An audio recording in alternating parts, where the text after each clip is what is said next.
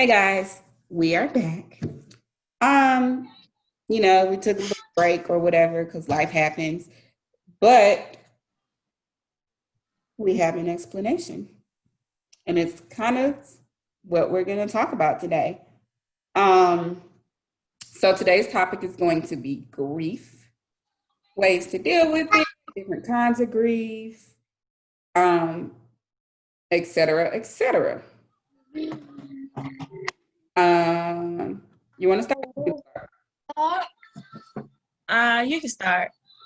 Okay, so obviously, maybe it's not that obvious, but my dad passed away. So I have been in Narnia. I don't know if that's good or bad, but just kind of try to figure out things to do to not be sad, super self care, but also just kind of trying to learn how to navigate life with this new chapter that I'm in.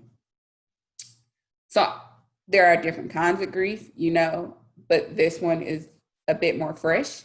So it's a little harder to deal with. Um, so I guess I'll define, the therapist standpoint, the different kind of griefs. So you have acute grief, which is something that's super recent. You're still sad about it. You're still depressed about it. You still have whatever feelings about it. But then you have integrated grief, which essentially means that you've learned how to integrate that grief into your life. So an integrated grief for me, an example would be my grandma. I still miss her. There are still things that happen that's like, oh, wow, I wish I could tell my grandma this. But I have learned how to navigate life without my first thought process being, let me call Claudia, versus acute grief, which would be my dad, that I haven't quite figured it out yet. So I still have like moments where I cry. I still have moments where maybe I forget that he died.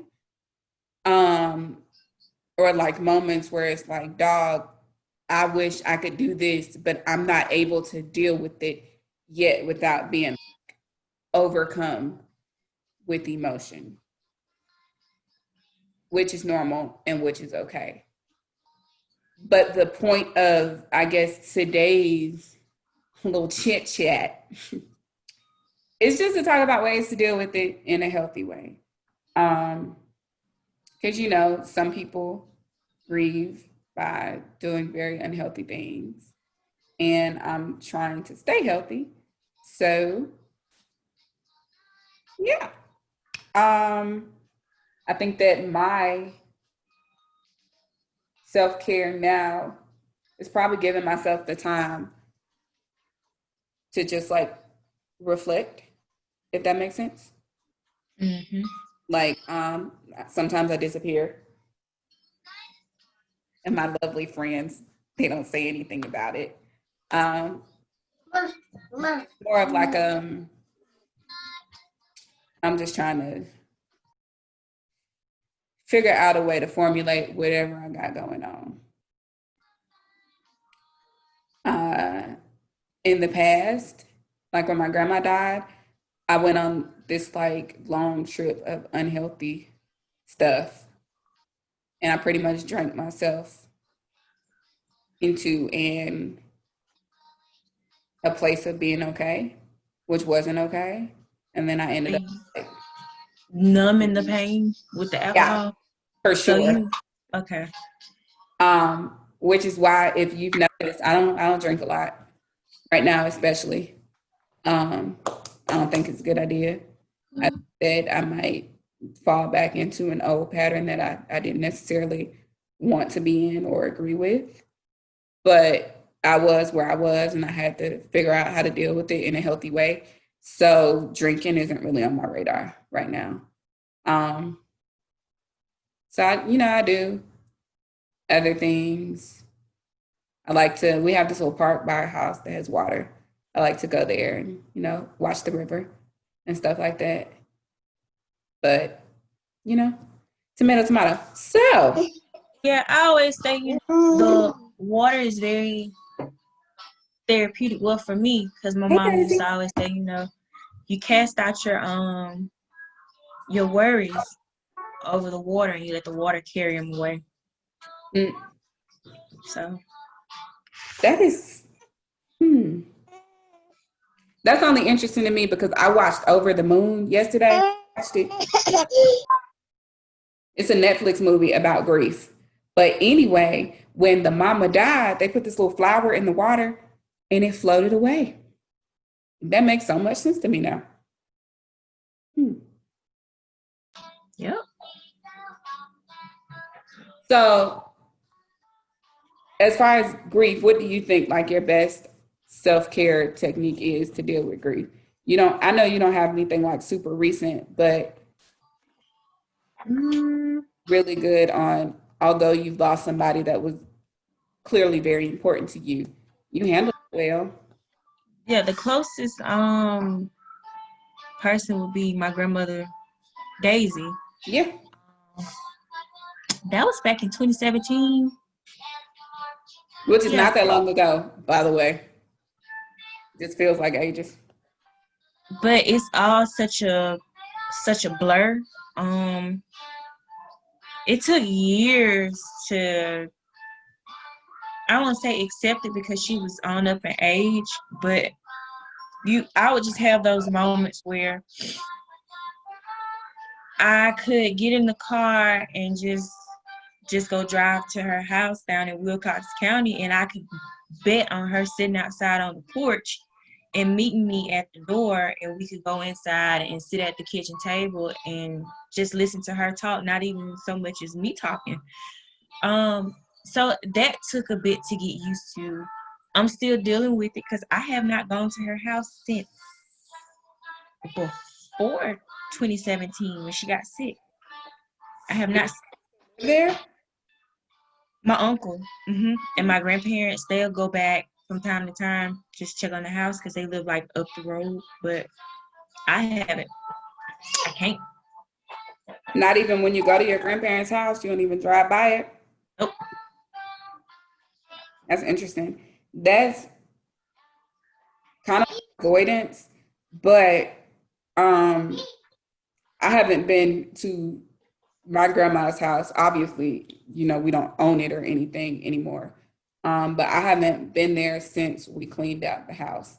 And I'm gonna be real, I don't even go on the street. Carriage Brook and my grandma, I don't even go on the street. If I need to go in Carriage Hills, I'm gonna go around the world so that I don't have to go on Carriage Brook Road. So, I mean, but avoidance might be it's not a healthy way of dealing with things, but it also helps you from being like, so, um, so avoiding, may not be the best thing for us, but it could be helpful to us. It's better than drinking yourself in a stupor. So, do you think that you had any like unhealthy coping skills that you used? Um, I think avoidance was the biggest thing. Um, So, was it avoidance or denial? Because denial is in the state of grief. no, I acknowledged the fact that she was gone. Like I felt when it happened. I was at my mama's house and I just had this weird feeling, and it was just like she ain't here no more. Yeah. And I got up to leave actually. And my mama caught me in the driveway, and she was like, come here, just come sit down. We need to have a talk. And I was like, she's gone, isn't she? And my mama just kind of looked at me, and she was like, yeah. They just came and got her. And I was like, okay, what's next? I went to work that next day. I mean, I bawled my eyes out at my desk in between taking calls, but if they had to tell me to take off, I wasn't going to take off. See, for me, with my grandma, so I found her.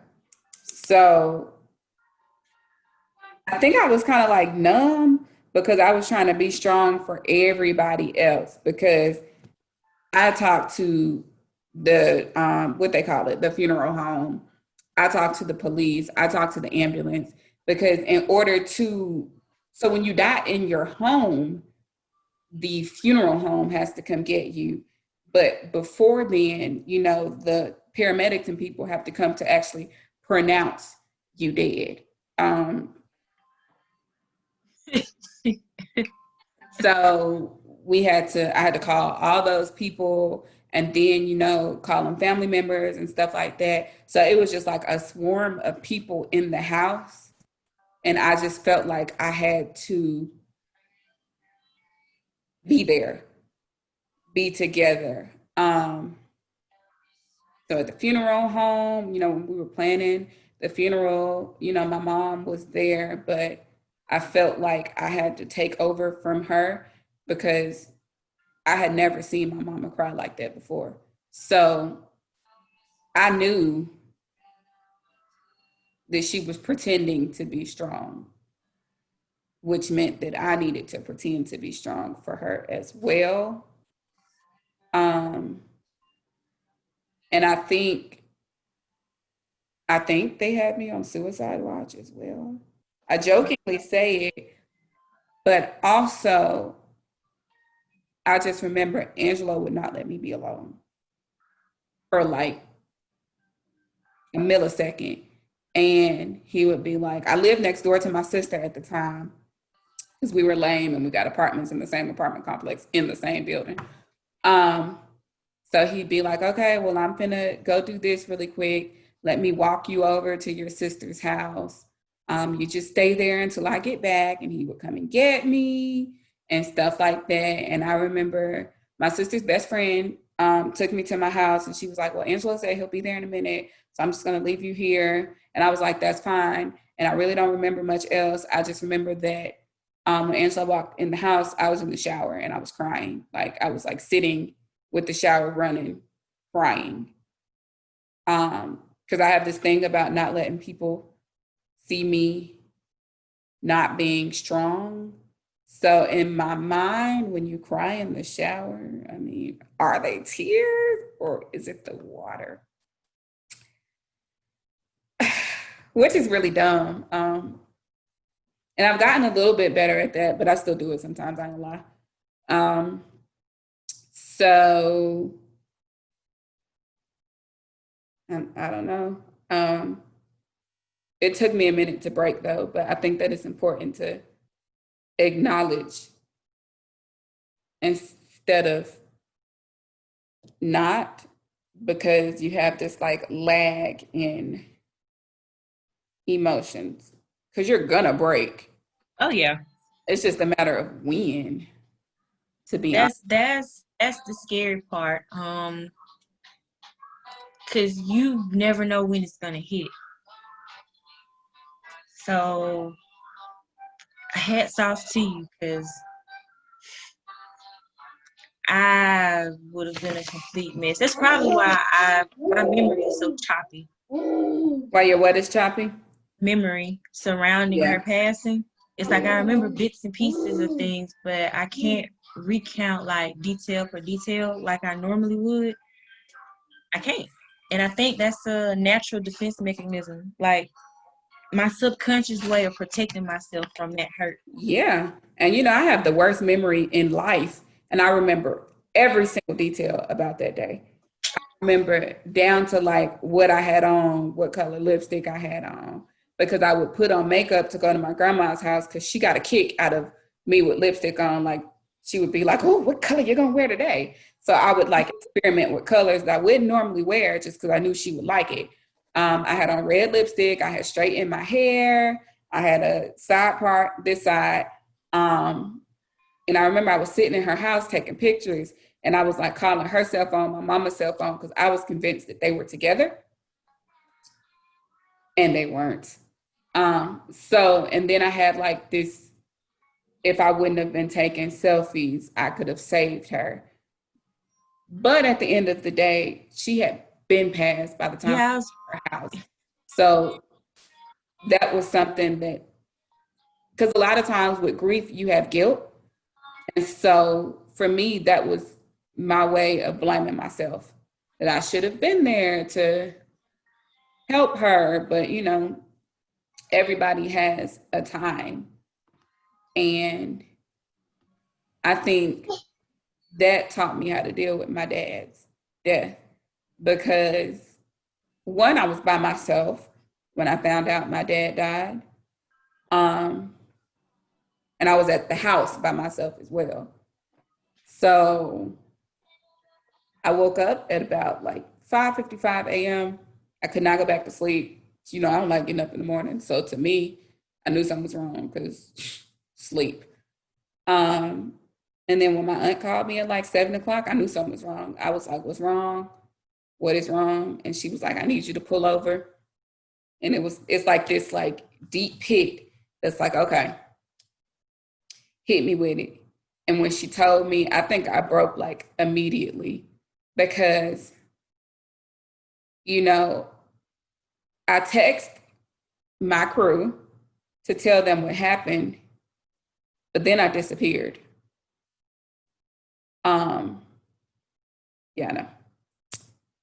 Um, because I was like, what the fuck? And I was trying to figure out how to be okay, especially for Nia, because she was feeding off of me.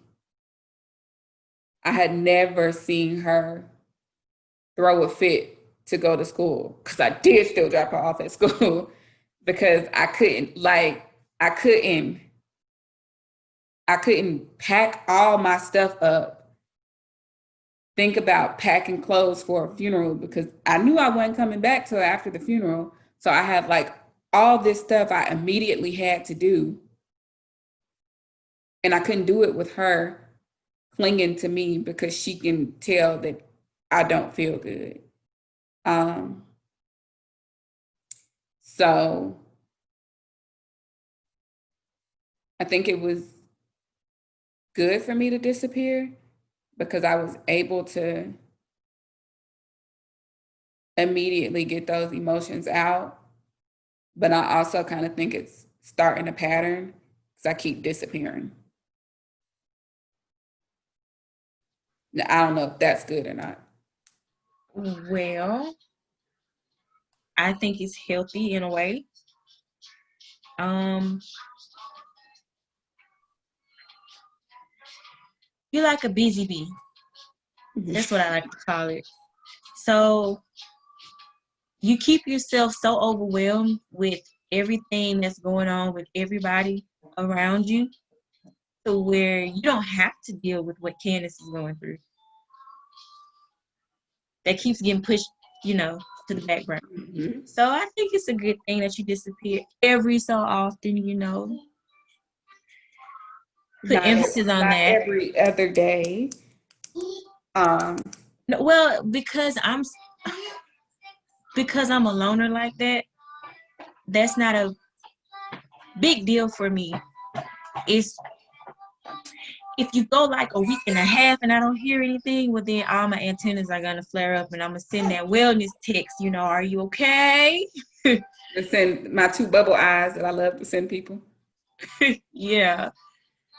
But Um, no, it's good. It's giving you a chance to process in a healthier way. It may not seem like it to you, but I think you need that me time right now. Me time and yeah, that family time. You definitely need your partner. yeah. I mean, he's done exceptionally well with my ever changing moods, I shall say. Um, they're not like angry moods. Like, I just get sad, and he'll talk me through it, and then find a way to joke or find something to do to take my mind off of it. And then we're good. Um, and I can appreciate him for that. Um, I think just from experience, he probably knows that I don't really do well with grief, and I'm trying really hard to do well with it without, breaking or making mistakes or anything like that. But I will say that I think Nia is like my blessing or like my, motivating force because she looks to me to say for everything, even though I'm obviously her favorite person.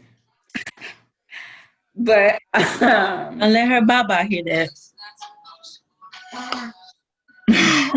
haters gonna hate. But anyway, she looks to me for like, comfort and support and stuff like that. So that's why I work so hard to make sure that I stay happy because I know that she feeds off of me. And so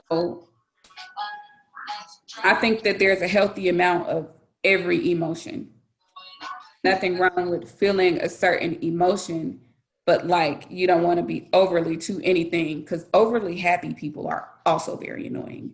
Yeah, and 9 times out of 10, those are the ones that's really depressed. So, I mean, hello. So I just try to keep, a healthy little, basis. And, I'm not gonna lie, like I don't get sad. Like I was telling you earlier, like Friday got sad over really some craziness. But it is what it is. So I think I just be trying to, do what I do. And my self care is definitely binge watching TV shows right now because it is a nice distraction. Um, I'm still on Girlfriends because I'm not really good at binge watching shows 'cause I get tired of stuff. But I'm almost done though. I'm almost done. I had to get my anime fix in for Halloween. So Blood of Zeus, it was good. I heard it was good. Oh man. Heard that I don't need to watch it with the child. Mm-mm. So that's gonna be a take me at She's, binge watch kind of yeah, thing. she doesn't need night terrors. So yeah, I got Lovecraft on my watch list. Mm. I ain't watched The Next Power, so that's on my watch list. I have Evil on Netflix. I watched a little bit of it with my aunt when I was in Memphis, and I was enthralled. Okay, Oh really? yes, but it's on my watch list though, because I ain't started it yet. Because when I started, I'm gonna want to sit through and finish it because it was good. Like I asked so many questions to my aunt, was like, I'm just gonna turn it off. Find something else to do till you leave. But it was literally that's it. So if you have any binge watch suggestions,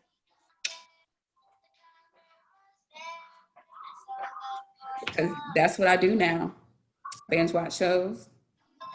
And then I watch things that I knew made me happy. So they make me happy again. We often watch Princess and the Frog. Um, we rewatched Hamilton with the captions so that we could better understand.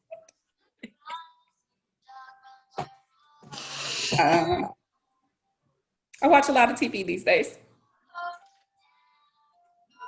Excited about it. I didn't watch a lot of TV before. Me either. Outside of my anime and my weird fixes, but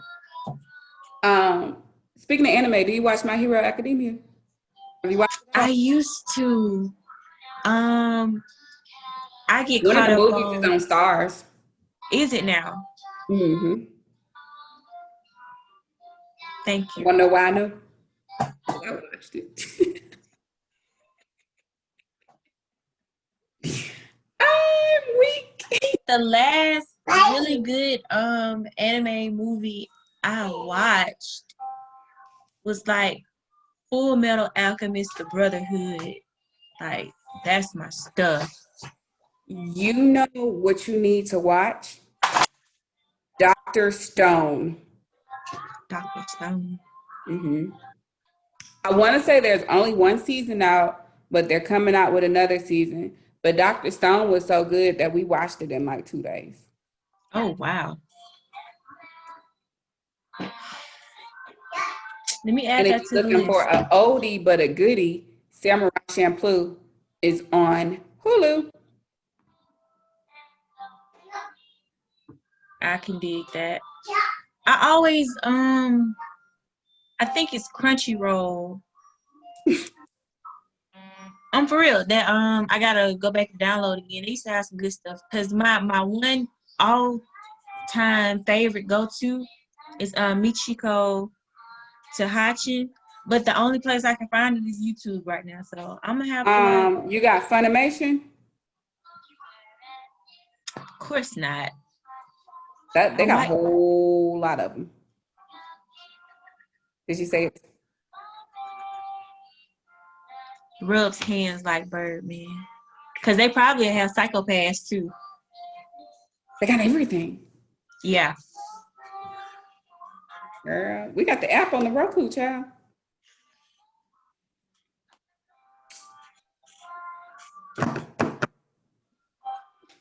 I need to get on my game. So yeah, I feel super judged right now. By you, but also by the world pretty soon. Why are you whoa judged? I'm thankful because I finally get a break from studying. So Yeah. I have time now. I'm just saying, I feel like I just let out my super nerd. Like, Nah, your super nerd would have been you announcing your enthusiasm for the Harry Potter theme park thing. girl, I cannot wait to go to Harry Potter Land. Whew. You just wait. You just wait till Nia is old enough to walk around Harry Potter Land by herself without me having to take a stroller. But I'm gonna put a leash on her though. You know, it wouldn't be such a bad idea. You say, "Come on, baby, put your backpack on." Yeah. Why people be so against those? You know, I feel like I'm like the think of everything that could go wrong parent. So, in my mind, or what we would call it, catastrophic thinking here. In my mind, if we go to like a big amusement park or something and I don't have Nia on a leash, she's going to be playing, run away from me jokingly, and then she's never going to find me again. I'm going to call campus security like, "Oh my God, I lost my child." And they're going to be like, "Oh, well, I don't know." And then someone going to snatch her up because, of course, she cute AF. So they're going to snatch her up because look at this cute ass kid. And then the next thing I know, I'm going to see her like, "It's a small world after all." Oh my gosh. Or something that works at Disney. I think that they are so against leashes and things like that to keep the child within a certain restraint. Either they had kids like millions of years ago, or they don't have any at all, and they're just going off of what it looks like. Because I can tell you for a fact, trying to run after a toddler It's hard. an intelligent toddler at that, and mischievous. A mischievous toddler. Yeah, that ain't no walk in the park. So I'm all for it. I just think that like hide and seek would go wrong. And Yep. Good conscience. That would be like the perfect time for them to conjure up, "Let's prank mama." Yeah, and it goes. And she's totally gonna prank left. herself into Walt Disney slavery. I would hope not. So, I'm just saying, I'm pro put your kid on a leash. I do understand that children are not dogs, but I leash with love. You know what I mean? Do whatever is comfortable for your parenting style, but know your kids because they're not always going to be attentive. That's what makes me so mad. Sometimes you see with these little babies, they get snatched up and they're like 3, 4, 5 years old, and the parents be like, "Well, I left them alone in the yard to play by themselves." Like they know better not to talk to strangers. Like they're children, they're kids. Well, They barely believe you have me, full self-awareness. I ain't leaving my kid alone in the yard to play by herself, even if it's in our own yard, because Jeepers Creepers and people drive through neighborhoods. Hoods, right? I mean, let's just say Creep Master 101 has decided that they're going to take a stroll through your neighborhood today because that's just the random neighborhood of the week. And you let your child play outside, and the next thing you know, oh, I have a child to snatch. No, no, it's some creepy people in this world. And, I have a healthy amount of conspiracy theorist in me and worst case scenario in me that I just, me myself personally, I'm gonna be a little more cautious. Mm. The only yard my child will play in could be a backyard. And I say that with like this much confidence in myself that I would not watch her. Oh yeah, no, I don't. And mine's is fenced Backyards got in. gates. Yeah, mine's is fenced in, and I still sit out back and like, nope, sorry, because I don't know. Somebody may get bold Hop the enough to hop the fence. fence. So anything can happen, but Girl, so and then I'm gonna be grieving my child. See, no. no. We're not gonna be grieving the babies. Now you might be locked up behind bars for going, a little crazy. But no. Girl, I'm gonna go peanut butter jelly sandwich on them people, not ham, because I'm gonna go worse, vegan style. Baby, a girl, but you know what? I have enough confidence in you to know that by the time she get done talking to her or some stranger, they're gonna be like, "No, I'm gonna leave this child where they at," because feel like her mom's crazy. I mean, like, ha! Yep. So there we have it. How we get off topic? I know we always get off topic, but it is what it is, At least we don't get off topic talking about crazy stuff. We have a healthy amount of education and fun. I was gonna say funnication, but that sounds too close to fornication. Does. We don't want to do that.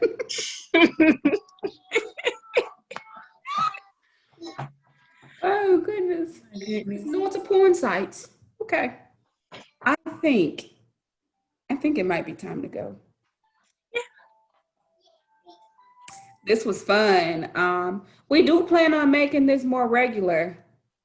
I think I'm back from Narnia now, so that's good. Well, welcome back.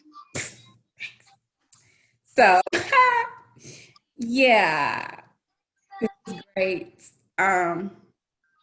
Same time next week.